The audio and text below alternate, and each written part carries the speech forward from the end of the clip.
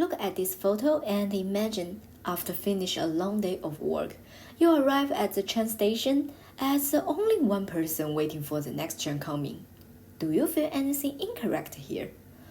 When objects, people, or animals are removed from a place was once bustling with activity, it creates a feeling of emptiness. To explain this better, in 2019, a set of old apartment photos on the internet made liminal space a hot topic again. It also related to many art styles. People start wondering why we feel horror in places like hallway and elevators on the building from the early 20th century. But there are not even ghosts here. In physical description, liminal space is a transactional setting between point A and point B. From a psychological or anthropological perspective, liminarity is also understood as an ambiguous period between two states, not being fully A or B, but existing in the gap between them. I find most of game makers always like to put the liminal space into the PC game on the screen, but as a horror art that closely to the reality, what if we just try to move the liminal space into the real world? On this idea, I summarized some horror elements from the existing games that use the liminal space. Liminal space is not unfamiliar in games, which is often emphasized in terms of the game's environment. You can see at least 6 different games names when I describe the game character is lonely trapped in a haunted house with a repetitive endless loop.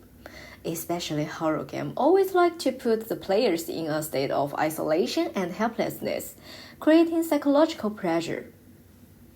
Hospital, hotel, and school. Horror games always like to start their story in those places we are familiar with. You are trapped in a world which is quite like the reality but with an omnipresent sick folk, and you can never escape from it. Or you could just stay at a giant swimming pool forever. Liminal space try to create unconventional settings that are closely related to the reality.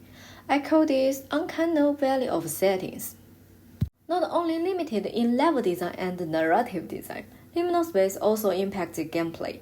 Superliminal use chaotic game rules beyond the common sense and guide players to use imagination. Plenty of visual default elements are also used to improve the gameplay as well. Now, what if we step out of the screen and try to build a horror liminal space in real world? The key point of horror in liminal space does not rely on director skills, but more on creating an atmospheric environment, and psychological pressure stem from the unknown potential fears. We may imagine the terrifying scenario of being trapped in an elevator or a fire door due to an accident. Those scenarios, precisely because they are real and possible, evoke more fears than non-existent ghosts. Every door you casually open could lead you into an inescapable space. It could be a nightmare rather than an anyway door. AR, as a technology that combines digital art with reality, provides a better platform for liminal space. I collaborated with Yiran to build 5 interconnected and inescapable surreal space in AR in order to test the 5 horror elements of liminal space. When players scan the ground and tap on the phone, rooms can be placed for exploration. In this AR project, I mainly focus on the gameplay, level design, user interface, and environment design, while Yiran paid more attention on the atmosphere. The game's level design follows a similar approach to other game works, constructing scenes with a plethora of repeated elements, creating a maze-like experience akin to Mobius Strip. No matter go forwards or backwards, you just trapped in a loop and stay at the same room. The design within the room follows a logic that transitions from normal to abnormal, which gradually departing from reality. Players are able to immerse themselves into the story through the exploration in different rooms. To enhance the visual disorientation, we also try to combine the 2D animation and 3D model together. The gameplay is quite simple here. Basically, the players need to escape from rooms, and you will stuck in the same room, return to the beginning place again and again, unless find the correct clues here. Players are able to switch the room by touch the lamp on the ground, but they need to follow the rules on the wall, otherwise they will be killed by the invisible monster. Sometimes, liminal spaces are linked with rules, but unrelated rules may be even varied. Those rules without reason and apparent correlate guide players into a fantasized invasive thinking, make them focus on the potential danger. In this AR project, players can search for clues by observing the text on the wall.